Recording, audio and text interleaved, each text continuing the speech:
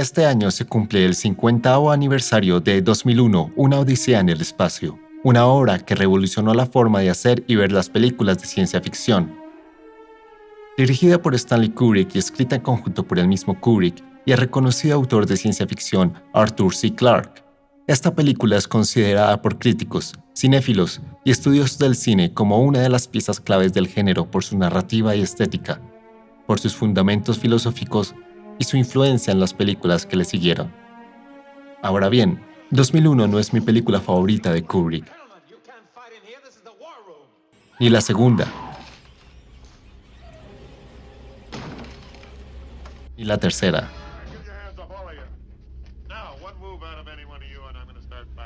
o la cuarta. Pero sí reconozco que es la película más importante de la filmografía de Kubrick. 2001, Una odisea en el espacio, creó un punto de quiebre, un antes y un después en el género de ciencia ficción. 2001 es la piedra angular de la ciencia ficción moderna.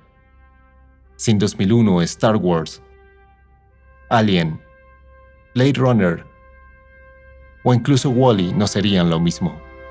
Podría dedicarme a hablar de cómo 2001, Una odisea en el espacio influenció el género de ciencia ficción, pero sería nombrar prácticamente todas las películas de ciencia ficción de los últimos 50 años. Por lo que el día de hoy quiero hablar de lo contrario, de lo que estaba antes de HAL 9000, El Monolito y Dave Bowman. Hoy hablaremos de las películas que influenciaron a la película más importante de la ciencia ficción.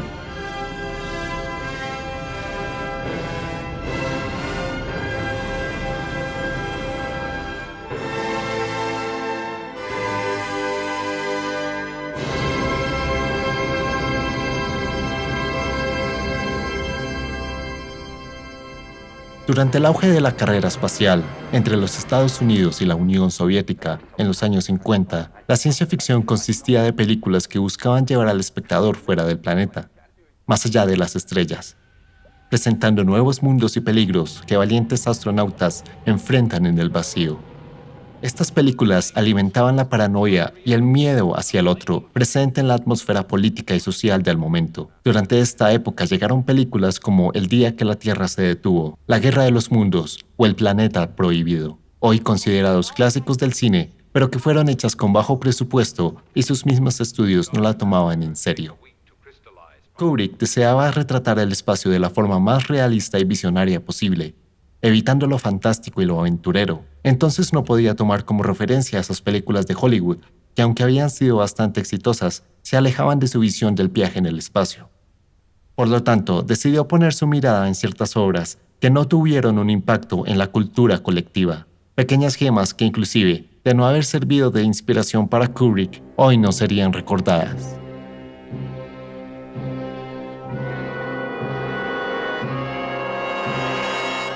El primer referente al que podemos acudir es un muy interesante documental titulado Universe, hecho en 1960 por la Junta Nacional de Cine de Canadá, y que enseña, a través de una atrapante narrativa, cuáles son los planetas que conforman nuestro sistema solar, cómo se toman fotografías de las estrellas y cómo funciona un telescopio. La forma en que este documental fue hecho le permitió a Kubrick hacerse una idea de cómo podría retratar el espacio y los planetas. Fue tanto el impacto que tuvo esta pequeña pieza de 27 minutos en Kubrick que buscó la ayuda de sus creadores para llevar a cabo los efectos especiales de 2001, Una odisea en el espacio. Pero seguramente lo más importante que sustrajo Kubrick de Universe fue esta voz, esta reconocible voz que hoy conocemos como HAL 9000. Unshielded, a man couldn't live here for 2 minutes. But if he were to die, his body would lie unchanged through thousands of years, for nothing grows and nothing decays. Tras varios intentos de darle voz a la poderosa computadora protagonista de 2001, Kubrick decidió darle la oportunidad a Douglas Rain, narrador de aquella pieza que Kubrick usaría como guía para crear su película. Esta es la influencia de Universe que inclusive aquí, en estos segmentos del documental, podemos ver un prototipo de lo que sería la secuencia del viaje espacial, en la que Dave Bowman viaja más allá del infinito. Para la icónica secuencia de la puerta espacial, Kubrick hizo uso de una técnica llamada Slit Scan Photography, cuyos resultados se logran a través de un largo y laborioso trabajo, donde se fotografían imágenes de colores a través de una muy delgada abertura. Douglas Trumbull es el creador de esta técnica que fascinó a Kubrick lo suficiente como para llevarla a su película, no solo para la escena del viaje al infinito, sino también para crear las docenas de animaciones que vemos en la pantalla del Arius y la Discovery. Lo que vemos en este momento es uno de los trabajos representativos de la técnica Slit Scan, llamado Allures, que fue la pieza que llamó la atención de Kubrick y de donde podemos ver elementos bastante similares a los resultados presentes en 2001. Uno de los momentos más recordados de 2001, Odisea en el espacio, es este pequeño pero poderoso corte.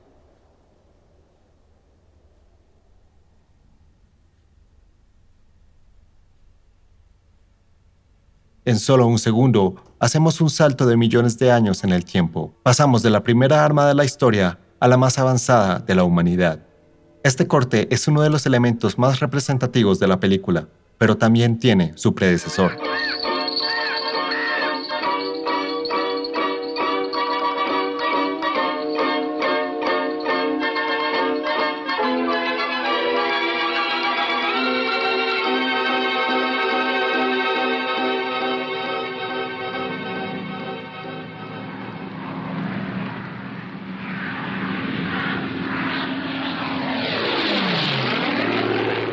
En este corte de Canterbury Tales, película de los legendarios Powell y Pressburger, se mantiene la misma idea, la evolución de una herramienta a través del tiempo, solo que aquí, en 2001, es un arma lo que evoluciona.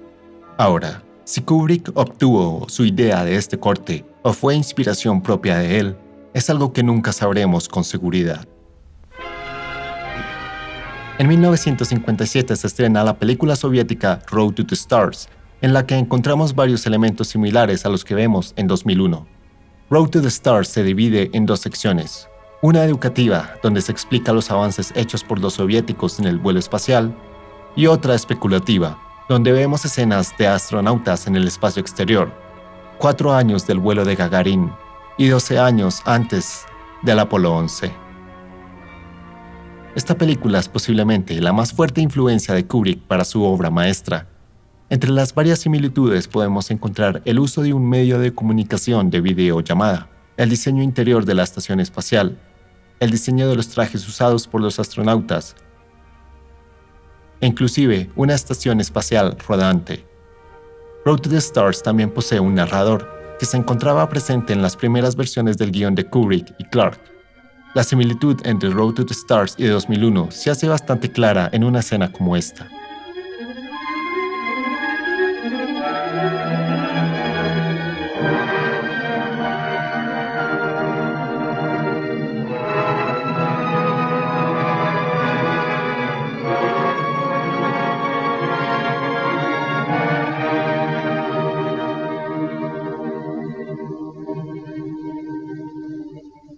Все мертво, ни голубого неба, ни полутеней, ни жизни. Y también podemos ver una pequeña escena bastante similar al icónico inicio de 2001. Сейчас зайдем в тень земли.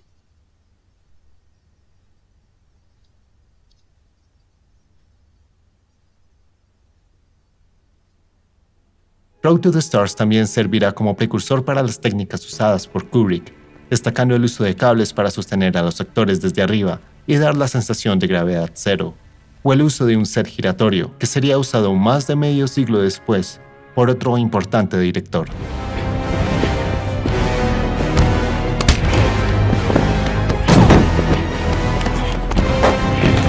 La otra gran influencia es también una película soviética, Ikari XB1, basado en un relato de Stanislav Lem, autor de Solaris. Si en Road to the Stars encontrábamos una demostración precisa del viaje espacial, en Ikari encontramos una demostración de cuán terrorífico y peligroso puede ser el viaje espacial.